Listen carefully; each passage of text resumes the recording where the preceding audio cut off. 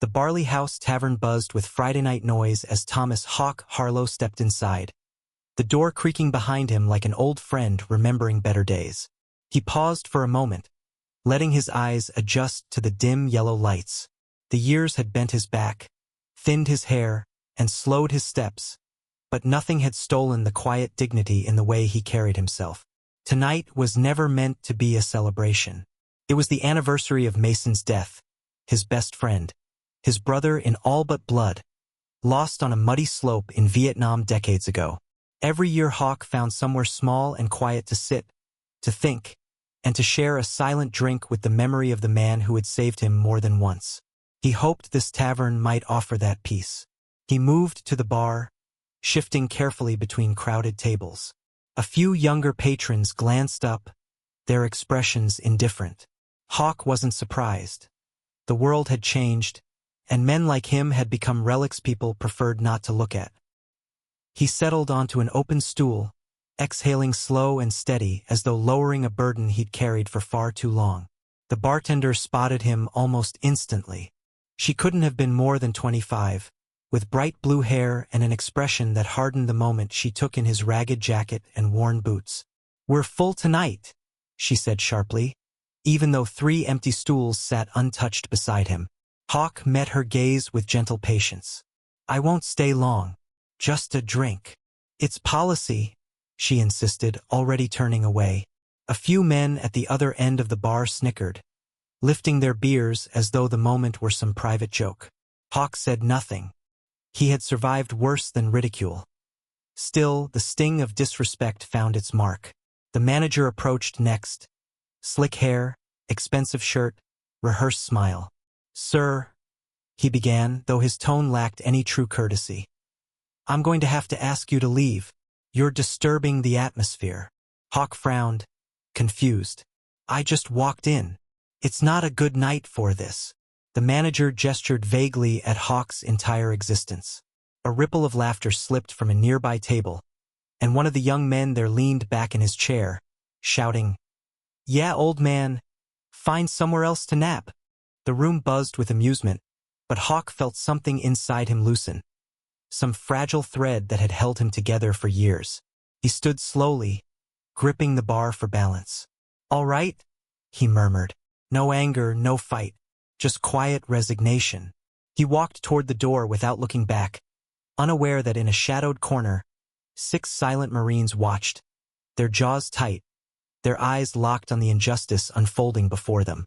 Outside, the cool night air felt heavier than it should have, pressing against Hawk's chest as he stepped onto the sidewalk. He paused beneath the flickering street lamp, leaning on the iron post for support as memories swirled around him. Uninvited, sharp, and unbearably vivid. The laughter from inside the bar followed him out, muffled but cruel, echoing the same kind of dismissal he'd been feeling for years. He had faced ambushes, monsoon rains, and the bitter silence of losing brothers in war, yet somehow the rejection from his own hometown cut deeper. He wondered how a country could honor him once with medals and folded flags, then forget him the moment he grew old and tired. He walked slowly down the street, each step accompanied by the soft scrape of his boots. He passed the hardware store Mason once talked about opening after the war, past the old bakery where Mason's mother used to buy them bread when they returned home hungry and thin. So many places, so many ghosts. Hawk hadn't meant to drift so far from people, but grief had a way of building walls even discipline couldn't break. Tonight reminded him why he kept his distance. Back inside the tavern, the atmosphere had shifted dramatically after Hawk left. The 6 Marines sitting in the corner had gone still and silent, their earlier easy camaraderie replaced by something colder, heavier. Corporal Dunn stared at the door long after it shut. "I can't believe they threw him out like that," he muttered. Sergeant Reyes leaned forward, elbows on the table, eyes narrowed. "They don't know who he is." There was anger in his voice, but also disbelief.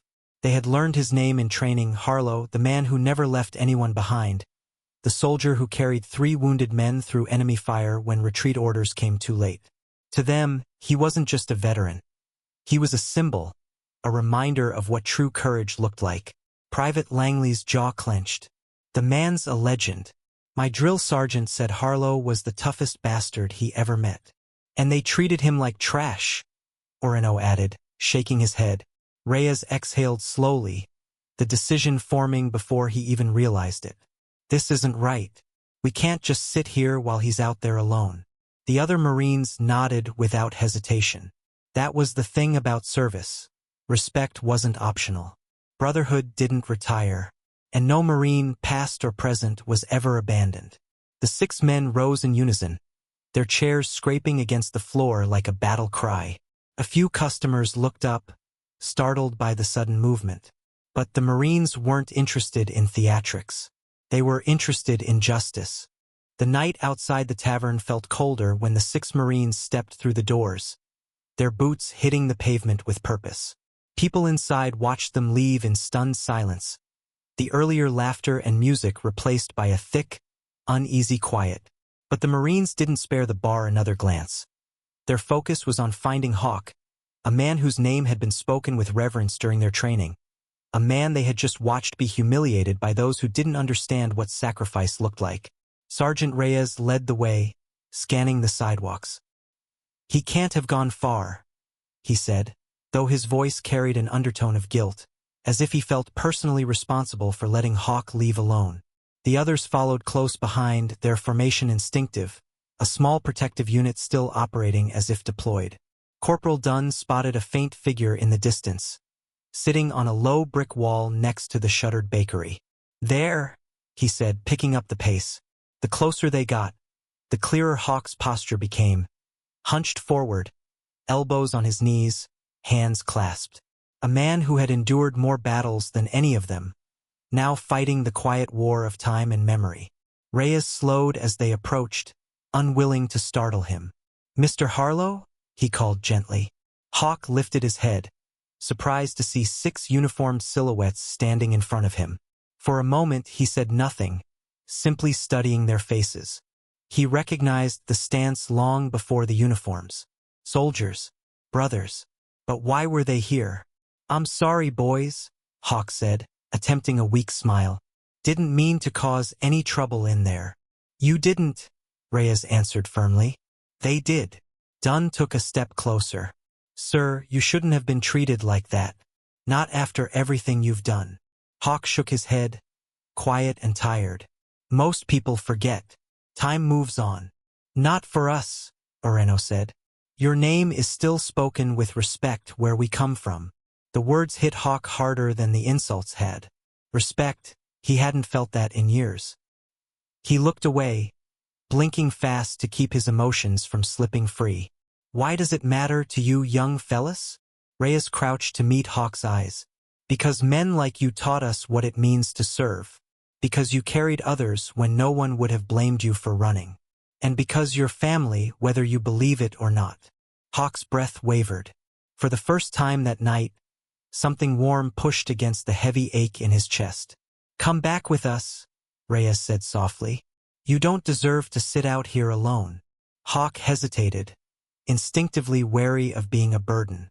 But 6 Marines waited patiently, no judgment in their faces, only loyalty. Finally, he nodded, and just like that, they formed around him, guiding him back toward the tavern. 6 young warriors surrounding the man whose footsteps they followed, not out of duty, but out of honor that could not be ignored. When Hawk stepped back through the doors of the Barley House Tavern, surrounded by 6 Marines walking in silent formation, the entire room seemed to freeze. Conversations cut off mid-sentence. Glasses hovered halfway to lips, and even the music from the jukebox faded into the background like it understood it was no longer welcome. People turned to look, unsure why the Marines had returned, unsure why they formed a protective ring around the old man they had dismissed only minutes earlier. But the shift in the room was immediate. Where there had been amusement and annoyance, there was now a growing, uneasy shame. Hawk hesitated just inside the doorway, his boots rooted in place as if he wasn't sure he belonged there. The Marines sensed it instantly. Reyes placed a steadying hand on his shoulder, guiding him forward. "You're not alone," he murmured. The path they walked parted like water, customers stepping aside without even being asked, their expressions a mix of guilt and curiosity. Hawk kept his head low, not out of fear, but to hide the storm of emotion stirring just beneath the surface. The manager appeared near the bar, his previous arrogance drained away, replaced with pale embarrassment. "Mr. Harlow," he began, stumbling over the name. I didn't realize who you were. I'm very sorry for earlier. Truly." His voice wavered, every word forced through tightening regret. Hawk lifted his eyes slowly, studying the man for a long moment. He could have unleashed every hurt, every disappointment, every bitter memory accumulated from years of being overlooked. But that wasn't who he was. With a steady breath, he said, "Just treat the next person with respect. That's all that matters." The simplicity of the request landed heavier than any lecture could have. The young men who had mocked him earlier stood stiffly by their table, avoiding eye contact. One managed to step forward, his face flushed. "Sir, I'm sorry for what I said. It was wrong." He swallowed hard. "I didn't know." Hawk nodded gently. "Most don't. Just try to be better." Reyes took that moment to step toward the bar. "This place needs a reminder," he said, his voice carrying across the room. "A tribute. Something that honors the people who wore the uniform before us." No one argued. No one dared. The bartender, shaken and red-eyed, poured a drink for Hawk with trembling hands and slid it toward him. He accepted it slowly, feeling the weight of the moment settle around him. The Marines joined him at the bar, standing in a protective arc as though guarding sacred ground. Hawk raised his glass, his voice quiet but strong. "To Mason," he said, the name catching in his throat, "and to all who never made it home." The Marines responded instantly, their voices echoing with unwavering respect. To all who never made it home. For the first time in years, Hawk felt warmth spread through him. Not from the drink, but from the knowledge that he had not been forgotten. His battles, his scars, his sacrifices, they still mattered. And the men beside him proved that honor didn't fade with time. In that crowded tavern, surrounded by strangers who finally understood and Marines who refused to let him stand alone, Hawk felt something he thought he had lost forever. His place in a brotherhood that would always rise when he couldn't. And for the first time in a long time, he smiled.